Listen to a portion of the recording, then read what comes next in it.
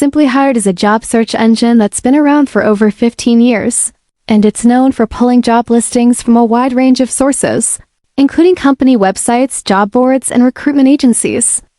On the surface, it looks pretty legitimate, with helpful features like salary estimates, resume building tools, and career advice. And sometimes it even redirects users to trusted platforms like Indeed, which adds a layer of credibility. However, once you start using it more frequently, things get a bit mixed.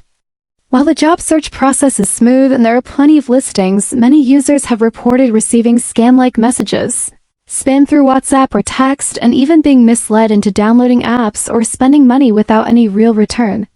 Some listings feel off, and the site's connection to third-party sources makes it harder to tell which jobs are real and which ones are bait. Personally, the experience wasn't all bad. I found some genuine listings and useful tools, but the red flags were definitely noticeable. Reviews online are also divided, with a fair number of complaints about fake offers and lack of support.